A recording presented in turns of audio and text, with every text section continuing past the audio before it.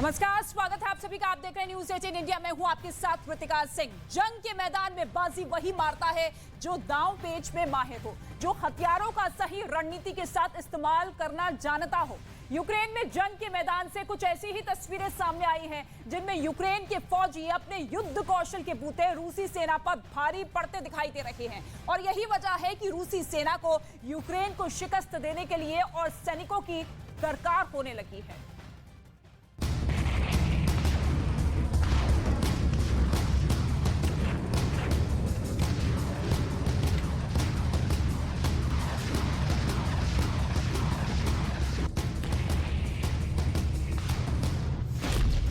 रूस पर भारी यूक्रेन की सेना।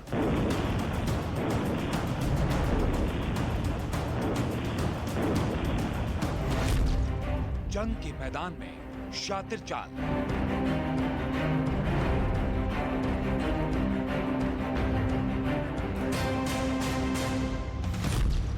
घात लगाकर यूक्रेन का प्रतिघात।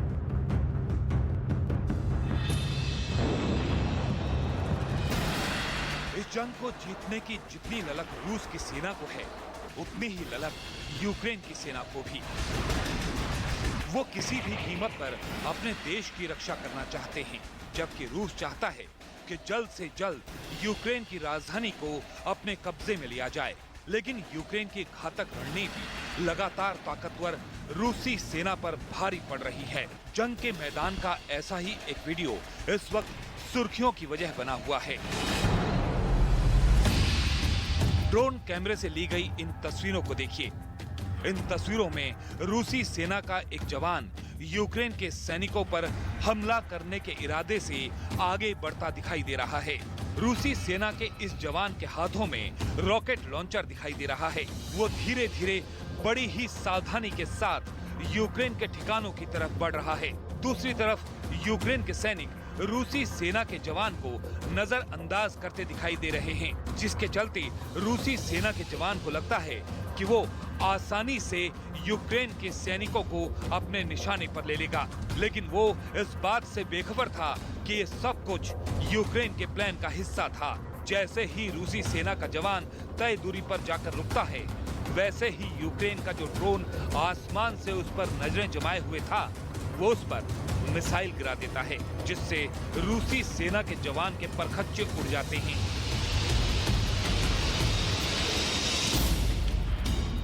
यूक्रेन की सेना की ऐसी ही रणनीतियों की वजह से लगातार रूस को भारी नुकसान हो रहा है। यही वजह है कि रूसी सेना को अब ये जंग जीतने के लिए और जवानों की जरूरत होने का दावा किया जा रहा है। खबर नेटो के पूर्व कमांडर जेम्स एवरार्ड के हवाले से आई है, जिन्होंने दावा किया है कि यूक्रेन को हराने के लिए रूस को 8 लाख सैनिकों की जरूरत पड़ेगी। इसके साथ ही उन्होंने रूस और यूक्रेन के बीच चल रही जंग में परमाणु हथियारों के इस्तेमाल की भी आशंका जताई है और चेतावनी देते हुए कहा है कि पुतिन इस जंग को हर हाल में जीतने के लिए कुछ भी कर सकते हैं।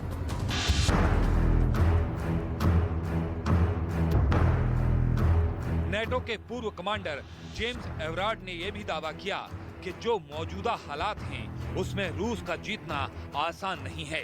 इसलिए पुतिन बौखलाहट में 8 लाख सैनिकों को जंग के मैदान में उतार सकते हैं। यही नहीं, उन्होंने इस जंग के लंबा खींचने की सूरत में परमाणु हथियारों के इस्तेमाल की भी बात कही। दावा है कि काम सिर्फ लाखों सैनिकों से नहीं बनेगा। जीत का रास्ता अगर खोलना है तो ब्रह्मास्त्र यानी परमाणु हथियार चलाना ही होगा।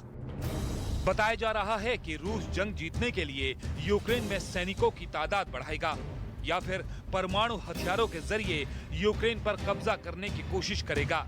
हालांकि इससे पहले खबर आई थी कि अगर पुतिन परमाणु हथियार चलाने का आदेश देंगे तो रूसी सेना में इसका विरोध शुरू हो जाएगा।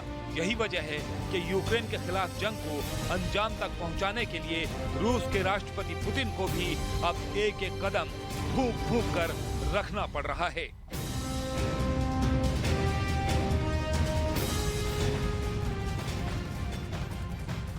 तो महायुद्ध का आज 77वां दिन है। अब आपको दिखाते हैं कि कहां-कहां भीषण जंग चल रही है। रूस की सेना यूक्रेन में कई जगह जबरदस्त हमले कर रही है। रूसी सेना के निशाने पर यूक्रेन के कई बड़े शहर मौजूद हैं, जिन पर रूस पूरी तरीके से अब तक झंडा लहराना चाहता है।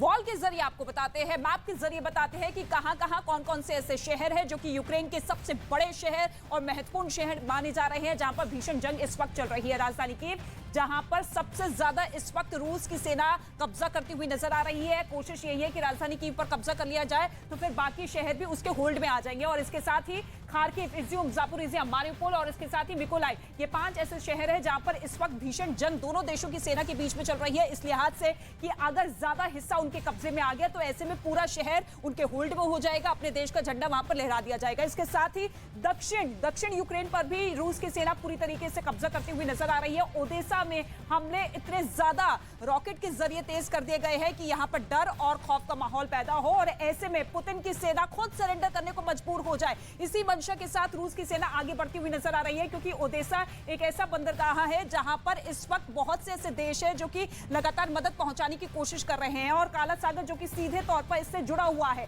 ब्लैक सी के जरिए भी यहां पर यूक्रेन को काफी हद तक मदद पहुंचाई गई है, तो ऐसे में सीधे तौर पर उस मदद को काटने की कोशिश भी अब पुतिन की सेना करती हुई नजर आ रही है। लेकिन इसके साथ ही आपको यह भी बता दें कि जब मारिउपोल के बाद ओडेसा में बड़े ऑपरेशन की बात चल रही है, तब पुतिन ने यूरोप के बीचों बीच एक नया बवंडर खड़ा कर दिया है। पुतिन के परमाणु बम को लेकर ऐसी रिपोर्ट मिली है जिसने नाटो देश की परेशानी बढ़ा दी है। ये रिपोर्ट आप देखेंगे तो पता चलेगा कि यूक्रेन में युद्ध के साथ साथ पुतिन किस नई जंग की शुरुआत करने वाले हैं।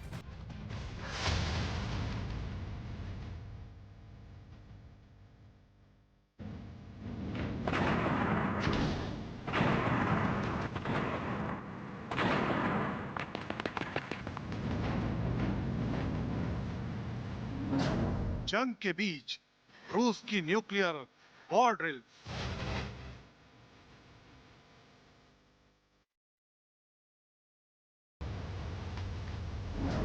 फिर बढ़ी दुनिया की टेंशन।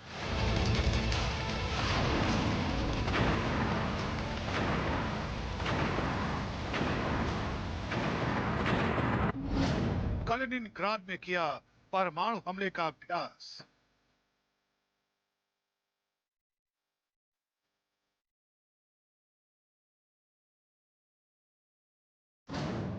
न्यूक्लियर ड्रिल के बाद खौफ में यूरोप।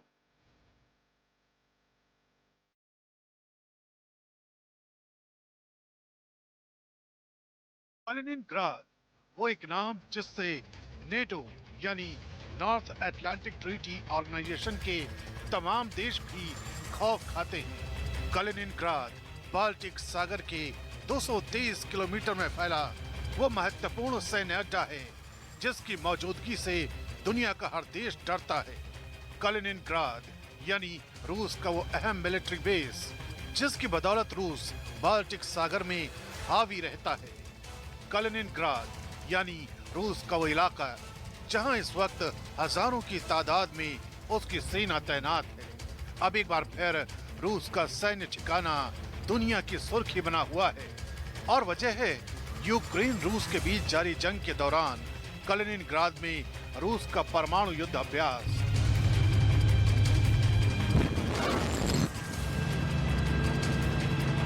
यूक्रेन युद्ध के बीच रूस के परमाणु हमले के अभ्यास ने पूरी दुनिया में खलबली मचा दी है। रूस के रक्षा मंत्रालय के मुताबिक रूसी नौसेना के बाल्टिक सागर बेड़े ने कलिनिनग्राड में परमाणु हमले का अभ्यास किया था। रूसी रक्षा मंत्रालय के मुताबिक रूसी नौसेना ने कलिनिनग्राड में परमाणु हमला करने में सक्षम इस्कंदर मिसाइल से हमले का अभ्यास किया।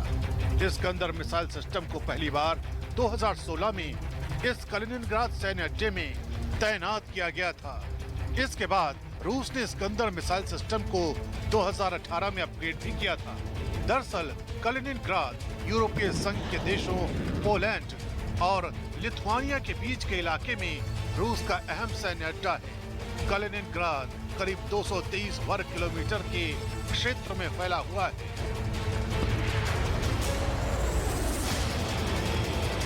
कलिनिनग्राड में रूसी नौसेना के बाल्टिक सागर बेड़े का मुख्यालय है, जहां पर नौसेना आए दिन युद्धाभ्यास करती रहती है। पिछले साल यानी 2021 में जापद 21 के नाम से यहाँ बड़ा सैन्य अभ्यास किया गया था।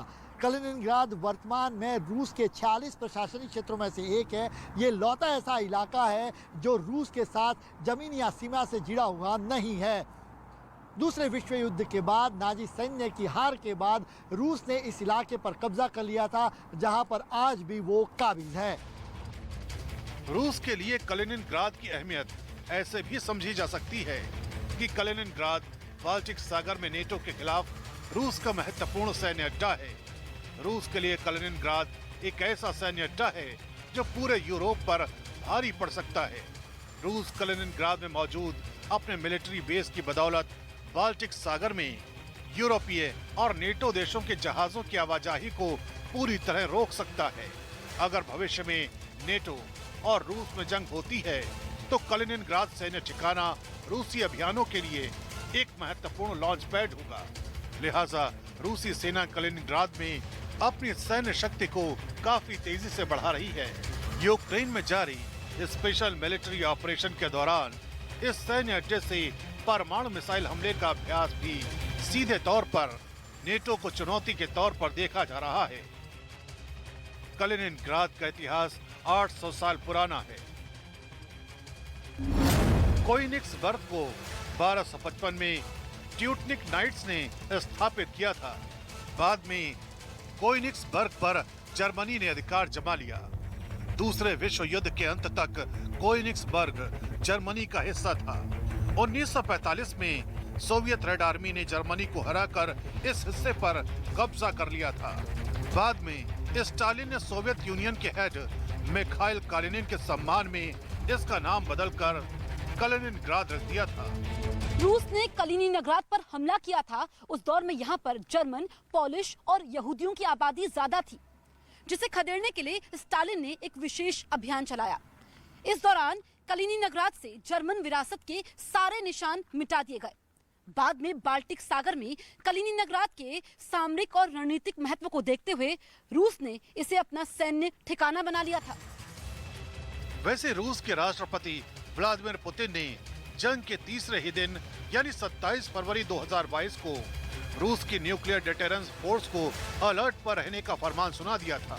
न्यूक्लियर डिटेरेंस फोर्स वो होती है जो परमाणु हमले के दौरान सक्रिय रहती है। राष्ट्रपति पुतिन के आदेश का सीधा सा मतलब निकलता है कि रूस यूक्रेन में जारी अपने सैन्य ऑपरेशन में परमाणु हथियारों का इस्तेमाल भी कर सकता है। Высшие должностные лица ведущих стран НАТО допускают и агрессивные высказывания в адрес нашей страны. Поэтому приказываю министру обороны и начальнику генерального штаба перевести силы сдерживания российской армии. इसके अलावा 9 मई को रूसी स्पेस एजेंसी के चीफ दिमित्री रोगोजिन भी नेटो देशों को धमकी दे चुके हैं। रूस की विक्ट्री डे परेड से ठीक चंद घंटे पहले उन्होंने नेटो को परमाणु युद्ध की चेतावनी दी थी। उनके बयान के मुताबिक रूस अपने दुश्मन देश यूक्रेन को यूरोप के नक्शे से ही मिटा देगा।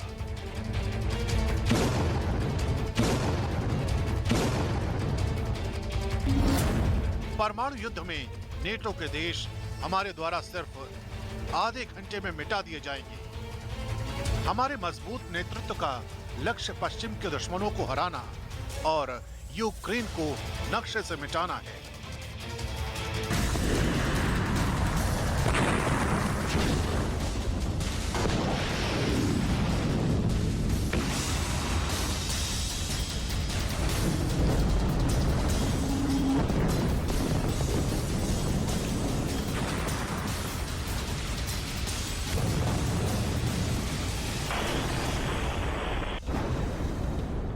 कलिनिनग्राद में रूस ने अपने इस्कंदर मिसाइल सिस्टम को तैनात किया हुआ है और यूरोपीय देशों की सबसे बड़ी टेंशन की वजह भी यही मिसाइल सिस्टम है। दरअसल रूस के इस्कंदर मिसाइल सिस्टम में शॉर्ट रेंज की बैलिस्टिक मिसाइलें शामिल हैं। ये मिसाइलें 480 से 700 किलोग्राम तक परमाणु और गैर परमाणु वॉरहेड को ले जा सकती हैं। इस्कंदर मिसाइल मैक 5.9 की स्पीड से उड़ान भर सकती है। इस्कंदर मिसाइल सिस्टम में cluster ammunition warhead, bunker busting, earth penetrator और इलेक्ट्रोमैग्नेटिक पल्स डिवाइस को शामिल किया जा सकता है। इस्कंदर मिसाइल सिस्टम की सबसे लेटेस्ट मिसाइल इस्कंदर एम को 2018 में लॉन्च किया गया था। Iskander M system 2 solid propellant single stage guided missile है। ये मिसाइलें स्वतंत्र रूप से अपने लक्ष्य का पीछा करते हुए उन्हें नष्ट करने में सक्षम है। इस्कंदर मिसाइल सिस्टम को 1988 में डिजाइन किया गया था। इस्कंदर मिसाइल सिस्टम को साल 2006 में रूसी सेना ने औपचारिक रूप से शामिल किया था। हालांकि रूसी विदेश मंत्रालय के प्रवक्ता एलेक्सी ज़ायत्सेव ये ऐलान कर चुके हैं कि रूस जंग के दौरान यूक्रेन पर टैक्टिकल न्यूक्लियर वेपन का इस्तेमाल नहीं करेगा। Нам приходится быть готовым к любому развитию событий в медиаполе и непосредственно на земле. Нам неоднократно приходилось, как я уже сказал, опровергать инсинуации о возможном применении со стороны России в ходе специальной военной операции на Украине ядерного оружия. Это намеренная ложь. Россия твердо придерживается принципа, в соответствии с которым в ядерной войне не может быть победителей, и она не должна быть развязана. फिलहाल यूक्रेन और रूस के बीच जारी जंग में रूस के तीखे तेवरों को देखते हुए अमेरिका ने भी एक अहम कदम उठाया है। अमेरिकी संसद और राष्ट्रपति ने यूक्रेन की मदद करने के लिए एक महत्वपूर्ण बिल को पास कर दिया है। राष्ट्रपति जो बाइडेन ने लैंड लीज एक्ट पर हस्ताक्षर कर दिए हैं। दरअसल दूसरे विश्व युद्ध के दौरान अमेरिका ने ब्रिटेन और दूसरे सहयोगी देशों की मदद करने के लिए लैंड लीज लेजिस्लेशन बनाया था। लैंड लीज लेजिस्लेशन के तहत जर्मनी के खिलाफ लड़ने वाले देश अमेरिकी हथियारों को किराया लीज पर ले सकते थे। अब अमेरिका ने फिर से यही काम किया है। उसने Ukraine democracy defence land lease act 2022 को पास कर दिया है। इसका सीधा सा मतलब ये निकलता है कि अब यूक्रेन रूस के खिलाफ जंग लड़ने के लिए अमेरिकी हथियारों का इस्तेमाल कर सकेगा। यूक्रेन के राष्ट्रपति व्लादिमीर ज़ेलेंस्की ने अमेरिका के इस कदम को ऐतिहासिक करार दिया है। I'm signing a bill that provides another important tool in our efforts to support the government of Ukraine and the Ukrainian people in their fight to defend their country and their democracy against Putin's brutal war. And it is brutal. I want to thank members of Congress here for getting this passed and everyone who supported the bill. And the bill demonstrates the support for Ukraine is pivotal at this moment.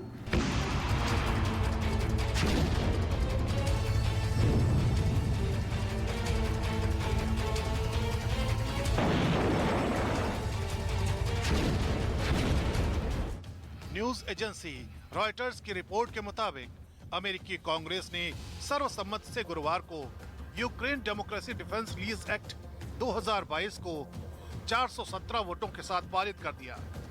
इस act के विरोध में सिर्फ 10 vote ही पड़े। Ukraine की मदद के लिए लैंड लीज एक्ट अमेरिकी राष्ट्रपति जो बाइडेन का वो मास्टर स्ट्रोक है जो रूस के राष्ट्रपति व्लादिमीर पुतिन को सोचने पर मजबूर कर सकता है।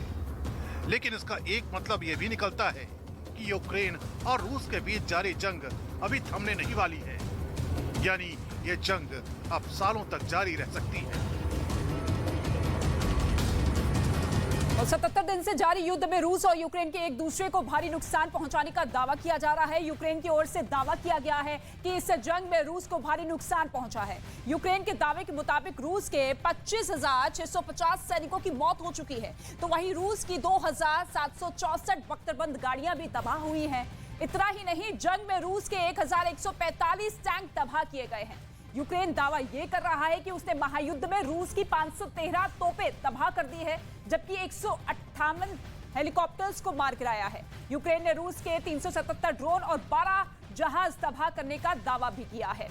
और इसके साथ ही एक बड़ी खबर आपको बता दें, रूस ने यूक्रेन में ताबड़तोड़ बमबारी कर तबाही मचाई है। खार्किव से दिल दहला देने वाला वीडियो सामने आया है जिसमें 15 जली हुई गाड़ियां दिखाई दे रही है। माना यह जा रहा है कि रूस के हमले से पहले कुछ लोग खार्किव के एक गांव से निकलने की कोशिश कर रहे थे, लेकिन उसी वक्त हमला हो गया और इस हमले में 4 लोग मारे गए।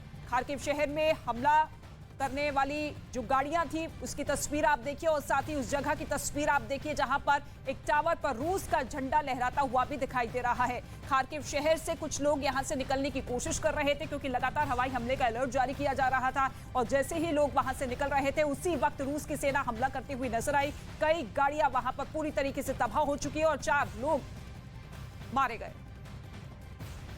और भारत की बड़ी financial subscription service money control pro special offer के साथ अपनी 3वीं वर्षगांठ मना रही है। रोजाना सिर्फ ₹1 में मनी कंट्रोल प्रो सब्सक्राइब करें और ₹1 लाख से ज्यादा के ऑफर पाएं। देशद्रोह कानून के लंबित मामलों पर सुप्रीम कोर्ट में आज जवाब दे सकती है केंद्र सरकार। कल कोर्ट ने सुनवाई के दौरान पूछा कैसे रोका जा सकता है कानून का गलत इस्तेमाल। अमन चोपड़ा को राजस्थान हाईकोर्ट से बड़ी राहत। डूंगरपुर में दर्ज केस में भी हाईकोर्ट ने अमन चोपड़ा की गिरफ्तारी पर लगाई रोक। हिंसा और प्रदर्शन की आग में जला श्रीलंका, 8 लोगों की मौत, 200 से ज्यादा लोग घायल। अधिकारियों और नेताओं पर भड़की जनता, एक पूर्व मंत्री की गाड़ी नदी में पलटी। जिसमें रूसी सेना का एक लड़ाकू हेलीकॉप्टर आसमान से दुश्मन के ठिकानों को ध्वस्त करने के लिए ताबड़तोड़ रॉकेट दागता दिखा। इस हमले से पहले रूसी सेना के इस लड़ाकू हेलीकॉप्टर को तैयार किया गया। जो वीडियो जारी किया गया उसमें पुतिन की सेना का एक जवान हेलीकॉप्टर में मिसाइल और रॉकेट फिट करता नजर आया। हथियारों से लैस होने के बाद वो हेलीकॉप्टर कुछ ही पलों में आसमान में पहुंच गया। इसके बाद जमीन पर मौजूद दुश्मन के ठिकानों को टारगेट कर एक के बाद एक कई रॉकेट दाग दिए गए। अपने काम को अंजाम देने के बाद रूसी सेना का वो हेलीकॉप्टर बेस पर सुरक्षित लौट आया। रूस का दावा है कि इस हमले में यूक्रेन की सेना के कई ठिकाने तबाह हो गए। वहीं मारिउपोल के अज़ोवस्ताल स्टील प्लांट पर कब्जे के लिए रूसी सेना ने हमले तेज कर दिए। शहर के इस छोटे से हिस्से पर जीत हासिल करने के लिए रूस की सेना पिछले कई दिन से यूक्रेन के सैनिकों के साथ जंग लड़ रही है। क्योंकि अज़ोवस्ताल स्टील प्लांट मारिउपोल का वो आखिरी किला है जिसे फतह करने के बाद पूरा शहर रूस के कंट्रोल में आ जाएगा। यही वजह है कि इस स्टील प्लांट पर कब्जे के लिए रूसी सेना ने अपनी पूरी ताकत झोंक दी। यूक्रेन की तरफ से अज़ोवस्ताल स्टील प्लांट पर हुए ताजा हमलों का एक वीडियो भी जारी किया गया। ड्रोन से लिए गए इस वीडियो में स्टील प्लांट के एक बड़े हिस्से में एक के बाद एक कई धमाके होते दिखे। धमाकों की वजह से निकले काले धुएं ने एक बड़े इलाके को ढक लिया। इसी तरह स्टील प्लांट के आसपास कई और ब्लास्ट हुए जिससे पूरा इलाका दहल गया। रूस का दावा है कि स्टील प्लांट में अब भी यूक्रेन के सैनिक छिपे हैं जिन्हें बाहर निकालने के लिए रूसी सेना पिछले कई दिनों से ताबड़तोड़ हमले कर रही है। वहीं यूक्रेन का दावा है कि अज़ोवस्ताल स्टील प्लांट को बचाने के लिए ज़ेलेंस्की के सैनिक रूसी सेना को मुंहतोड़ जवाब दे रहे हैं। उधर अफगानिस्तान की राजधानी काबुल में कुछ महिलाओं ने तालिबान के खिलाफ मोर्चा खोल दिया। बताया गया कि उन महिलाओं का गुस्सा तालिबान के घर से बाहर बुर्का पहनने वाले फरमान पर फूटा। वो भी इतना जबरदस्त कि वो काबुल की सड़कों पर आकर उसे जाहिर करने से खुद को रोक नहीं पाई। सामने आई तस्वीरों में कुछ महिलाएं हाथों में पोस्टर लेकर तालिबान का विरोध करती दिखी। इस दौरान उन्होंने जमकर नारेबाजी भी की। प्रदर्शन कर रही ये महिलाएं रास्ते में तालिबान के एक लड़ाके से टकरा गईं। बस फिर क्या था, बात ऐसी बिगड़ी कि वो उस पर बरस पड़ी। ये महिलाएं काबुल के कई इलाकों से गुजरी और उन्होंने राजधानी के कोने कोने तक अपनी आवाज पहुंचाने की कोशिश की। इस बीच दावा किया गया कि अगर अमेरिका और चीन की लड़ाई हुई तो बीच में जापान पिस जाएगा। ऐसा केवल दुनिया के मौजूदा हालात की वजह से नहीं बल्कि जापान की भौगोलिक स्थिति की वजह से कहा जा रहा है। क्योंकि 4 बड़े और कई छोटे छोटे द्वीपों से मिलकर बने जापान के कई इलाके चीन के नजदीक हैं। कहा जा रहा है कि इन इलाकों पर चीन की नजर है। यही नहीं, माना जा रहा है कि अगर चीन ने अपनी पूरी ताकत लगा दी तो वो जापान से उन्हें छीन सकता है। मतलब ये कि अमेरिका से दोस्ती जापान को महंगी पड़ सकती है, क्योंकि यूक्रेन युद्ध के बाद 2 हिस्सों में बटी दुनिया में जापान अमेरिका के साथ है। वैसे ताइवान की वजह से चीन और जापान में कभी दोस्ती हो नहीं पाई, लेकिन यूक्रेन युद्ध के बाद चीन ने जैसे तेवर दिखाए और अमेरिका से उलझा, उसने चीन और जापान की दुश्मनी की आग में घी डाल दिया। Bloomberg.com ने तो अपने आर्टिकल में खुलकर लिखा कि चीन और अमेरिका की कोल्ड वॉर में जापान ऐसे पिसेगा जैसे चक्की के 2 पार्टों के बीच गेहूं। अपनी रिपोर्ट में उसने 2 टूक लिखा कि जापान की भौगोलिक स्थिति उसे और कमजोर बना रही है। रिपोर्ट में लिखा गया कि जापान के कई द्वीपों के पास के समंदर में चीन और अमेरिका की नेवी अक्सर आमने सामने आ जाती है। उधर यूक्रेन की सेना रूसी फौज की गतिविधियों पर नजर रखने के लिए ड्रोन की मदद ले रही है, जिसका एक वीडियो भी जारी किया गया, जिसमें मिकोलाइव के एक इलाके में यूक्रेन के कुछ सैनिक ड्रोन की मदद से निगरानी करते दिखे। इसके लिए वो लोग दुश्मनों पर निशाना लगाकर एक खेत में छिप गए और फिर एक ड्रोन को आसमान में उड़ाकर उस इलाके की रेकी की। ताकि ये पता लगाया जा सके कि रूस के सैनिक कहां हैं। इस दौरान ड्रोन की मदद से हर उस जगह की तलाशी ली गई जहां रूसी फौजियों के होने की संभावना थी। अपने वतन की सुरक्षा में तैनात यूक्रेन के इन सैनिकों ने बताया कि दुश्मनों पर नजर रखने का ये तरीका काफी कारगर है, लेकिन इन्हें और भी ताकतवर ड्रोन की जरूरत है। हालांकि नेटो देशों की मदद से जेलेंस्की की सेना अब तक कई ऐसे ड्रोन का इस्तेमाल कर चुकी है जिसने रूसी सेना को परेशान कर दिया, क्योंकि ये ड्रोन रेकी के साथ अपने टारगेट को तबाह भी कर रहे हैं। वहीं रूस के विक्ट्री डे पर हुई सेना की परेड के बाद राष्ट्रपति पुतिन की सेहत पर पश्चिमी मीडिया में खलबली मच गई। पिछले कुछ दिनों से ऐसी खबरें हैं कि पुतिन गंभीर बीमारी से जूझ रहे हैं और उन्हें सर्जरी की सख्त जरूरत है। इस खबर को सच साबित करने के लिए पश्चिमी मीडिया अब तक कई दलीलें दे चुकी है। साथ ही पुतिन की कई तस्वीरें दिखाकर दावा किया गया कि उनकी सेहत खराब है।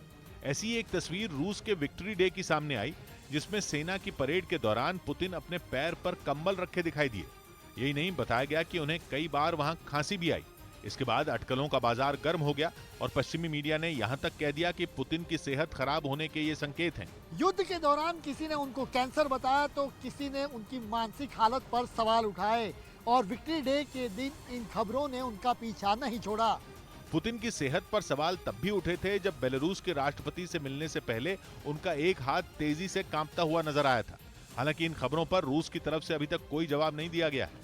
उधर यूक्रेन युद्ध में हथियारों की कमी के मुद्दे पर पुतिन का खुलकर समर्थन करने वाले कुछ लोगों ने भी उन्हें घेरना शुरू कर दिया।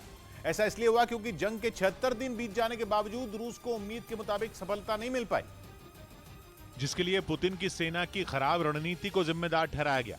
और ये आरोप न केवल विरोधियों ने लगाया, बल्कि रूसी राष्ट्रपति का समर्थन करने वाले कुछ पत्रकार भी अब इस मुद्दे पर पुतिन को घेरने में जुट गए। इस बीच पत्रकार व्लादिमीर सोलोव्योव, जिन्हें पुतिन का करीबी माना जाता है, उन्होंने यूक्रेन के पूर्वी हिस्से डॉनबास में रूसी सेना के पास हथियारों की कमी का मुद्दा उठाया और डोनेट्स्क और लुहांस्क इलाके में जारी जंग में रूसी सेना के पास समय रहते हथियारों के नहीं पहुंचने का आरोप लगाया। इसी तरह कुछ और पत्रकारों ने भी रूसी सैनिकों के पास जरूरी चीजों की कमी का आरोप लगाकर पुतिन की सेना के बड़े अधिकारियों पर निशाना साधा। वहीं यूक्रेन की सेना ने पुतिन की फौज पर बमबारी कर भारी नुकसान पहुंचाने का दावा किया। हमले से जुड़ा एक वीडियो भी उसकी तरफ से जारी किया गया, जिसमें एक जंगल के बीच कुछ सैन्य ठिकानों पर आसमान से बम गिरते दिखाई दिए। ड्रोन से सामने आई तस्वीरों में एक के बाद एक कई धमाके होते नजर आए। वहीं एक विस्फोट तो इतना जोरदार था कि ऐसा लगा मानो जमीन पर ज्वालामुखी फूटा हो। जैसे ही धमाका हुआ, तेज रोशनी निकली और इलाके में धुएं का गुबार छा गया। यूक्रेन और इस वक्त एक बड़ी खबर आपको बता दें, यूक्रेन के अज़ोवस्ताल स्टील प्लांट पे कब्जे की जंग लगातार जारी है। स्टील प्लांट पर रूसी सैनिकों ने जमकर गोलाबारी की, जिससे अज़ोवस्ताल प्लांट की पहली और दूसरी मंजिल में भीषण आग लग गई। साथ ही अज़ोवस्ताल इलाका बम धमाकों की आवाज से गूंज रहा है। रूस के सैनिकों ने जमकर बमबारी की अज़ोवस्ताल स्टील प्लांट पर।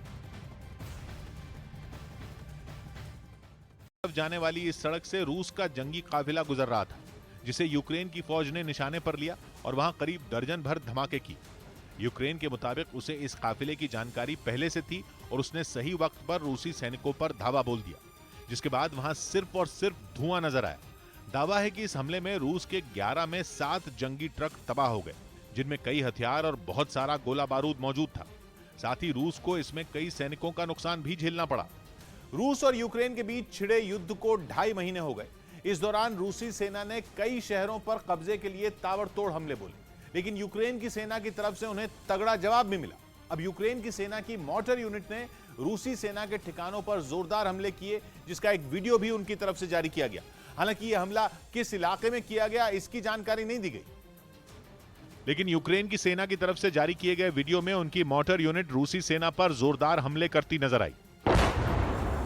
एक बार हमला शुरू होने के बाद यूक्रेन के सैनिकों ने रूसी सेना के ठिकाने पर मोर्टर की बारिश कर दी।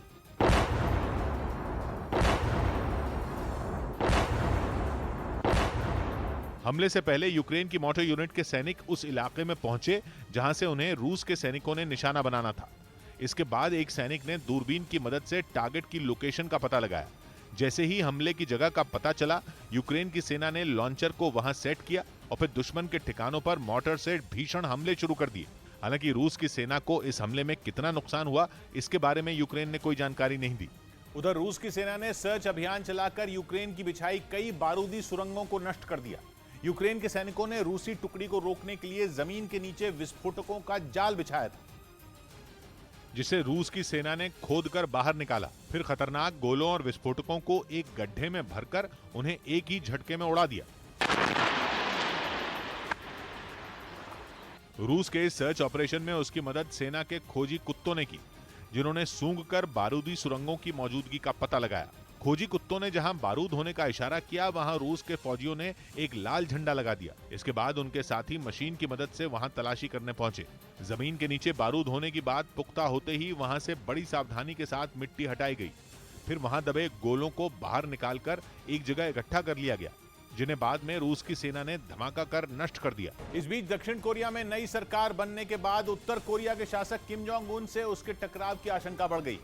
वहां पेशे से वकील यून सुक योल ने राष्ट्रपति पद की शपथ ली और शपथ लेने के साथ ही उन्होंने दक्षिण कोरिया की सत्ता संभाल ली। लेकिन खबर है कि राष्ट्रपति पद की शपथ लेने के तुरंत बाद ही यून ने एक ऐसा बयान दे दिया जो किम जोंग उन को भड़का सकता है। उन्हीं किम को जो इस साल की शुरुआत से ही लगातार बैलिस्टिक मिसाइल का परीक्षण करने में जुटे हुए हैं। बताया गया कि इस साल उत्तर कोरिया अब तक 13 बार बैलिस्टिक मिसाइल दागकर दुनिया को अपनी ताकत दिखा चुका है। यही नहीं, 25 अप्रैल को अपनी सेना के 90वें स्थापना दिवस पर हुई परेड में किम ने अपने जिस प्लान को दुनिया के सामने रखा, वो बेहद खतरनाक था। उन्होंने साफ कर दिया था कि वो अपने देश की परमाणु ताकत को और बढ़ाएंगे, वो भी पहले से तेज रफ्तार से। जबकि शपथ लेने के साथ ही यून सुक योल ने यह बता दिया कि उन्हें किम के परमाणु जखीरे के खात्मे के लिए जो भी कदम उठाने होंगे वो उठाएंगे। यही नहीं, यून ने तो सत्ता संभालने से पहले ही उत्तर कोरिया को लेकर अपने इरादे साफ कर दिए थे। जब उन्होंने एक इंटरव्यू के दौरान ये चेतावनी तक दे दी थी कि अगर उन्हें जरा भी भनक लगी कि उत्तर कोरिया उनके देश पर हमला करने वाला है, तो वो पहले ही उस पर हमला कर देंगे। यून का ये बयान उत्तर कोरिया के शासक किम जोंग उन को दी गई सीधी धमकी के तौर पर देखा गया और माना जा रहा है कि यून के इस तरह के बयान से दक्षिण कोरिया और उत्तर कोरिया के बीच तनाव और बढ़ सकता है, क्योंकि किम ने भी पिछले महीने कुछ इसी तरह की भड़काने वाली भाषा बोली थी। उत्तर कोरिया की न्यूज एजेंसी के मुताबिक किम ने अपने भाषण में उनके देश को धमकी देने वाले किसी भी दुश्मन का सफाया कर देने की बात कही थी। ऐसे में देखा जाए तो दोनों देशों के प्रमुखों के बीच जबानी जंग छिड़ गई और माना जा रहा है कि आने वाले दिनों में यून और किम के बीच का ये टकराव और बढ़ सकता है। वहीं दुनिया की सबसे बड़ी निजी सैटेलाइट कंपनी स्पेसएक्स चलाने वाले एलॉन मस्क अब दुनिया में एक नई जंग की वजह बन सकते हैं। इस बात का साफ संकेत मिलने लगा है कि बहुत तेजी से दुनिया अब स्पेस वॉर की तरफ बढ़ रही है। यहां तक कि खुद एलॉन मस्क को भी उनकी जान पर खतरा महसूस हो रहा है। रूस की तरफ से उन्हें खुली धमकी तक दे दी गई और साफ कहा गया कि एलॉन मस्क अब अंजाम भुगतने के लिए तैयार रहें। ये चेतावनी इसलिए बहुत बड़ी है क्योंकि रूस की फौज के जख्मों पर नमक छिड़कने वाली जानकारी सामने आई है। पूर्वी यूक्रेन में अपने हजारों फौजियों को खोने वाली रूस की सेना को कुछ ऐसा पता चला कि उसके होश उड़ गए। पता चला कि यूक्रेन को मदद न समुद्र से मिल रही थी, न ही जमीन से। जिस आसमान में रूस के सबसे खतरनाक फाइटर जेट चक्कर लगा रहे थे, वही आसमान यूक्रेन की मदद कर रहा था। हजारों किलोमीटर ऊंचाई से एलॉन मस्क के सैटेलाइट यूक्रेन के मसीहा बने हुए थे, जिन्हें न तो रूस की फौज देख सकती थी और न ही उनसे आ रहे सिग्नल जैम किए जा सकते थे। जबकि पूर्वी यूक्रेन के जिन शहरों को रूस की फौज ने घेरा, उनका इंटरनेट पूरी तरह से ठप कर दिया गया था। मतलब ये कि यूक्रेन के शहरों को जब रूस अपनी मुट्ठी में बंद कर रहा था, तब मस्क यूक्रेन के सबसे बड़े मददगार बन रहे थे। ये खबर रूस को एक ऐसे शख्स ने दी जो पुतिन के सबसे करीबी लोगों में एक है, रूस की स्पेस एजेंसी के डायरेक्टर जनरल दिमित्री रोगोजिन। दावा है कि यूक्रेन की फौज के कमांडर को मारियापुल ऑपरेशन के वक्त गिरफ्तार किया गया था। जब उसकी पूछताछ हुई तो स्टारलिंक सैटेलाइट का भेद खुल गया। स्टारलिंक एलॉन मस्क की कंपनी स्पेसएक्स का एक बहुत बड़ा प्रोजेक्ट है, जिसके जरिए वो पूरी दुनिया को सस्ता और तेज इंटरनेट देने का सपना कई साल से दिखा रहे हैं। और इसके लिए सैकड़ों छोटे सैटेलाइट अंतरिक्ष में भेजे भी जा चुके हैं। लेकिन प्रोजेक्ट पूरा होने से पहले ही यूक्रेन के काम आने लग गया और स्टारलिंक की ही मदद से यूक्रेन की फौज को रूस की सेना के हर कदम की जानकारी भी मिल रही थी, जिसकी वजह से रूस को बड़ा नुकसान होने की खबर है। दिमित्री रोगोजिन के बयान के बाद रूस की खींच सामने आ गई। मारियोपोल यूक्रेन का एक ऐसा शहर है जो आसमानी हमलों की वजह से खंडहर में बदल चुका है। रूस जिस शहर पर कुछ घंटों में कब्जा कर सकता था, उसे मुट्ठी में बंद करने में कई हफ्ते लग गए। रूस के हजारों सैनिकों की जान मारियोपोल में चली गई। इसीलिए स्टारलिंक से यूक्रेन को मिलने वाली मदद की खबर के बाद रूस की झुंझलाहट सामने आ गई। रोगोजिन ने धमकी दी कि वो सीधा सीधा एलॉन मस्क को जिम्मेदार मानेंगे। यूक्रेन की जंग में एलॉन मस्क का नाम पहली बार खुलकर सामने आया। रूस की सेना ने लड़ाकू हेलीकॉप्टर से बम बरसाकर यूक्रेन के कई सैन्य ठिकानों को तबाह करने का दावा किया। हमला किस इलाके में हुआ इसका पता नहीं चल सका, लेकिन इसका एक वीडियो रूस की तरफ से जारी किया गया।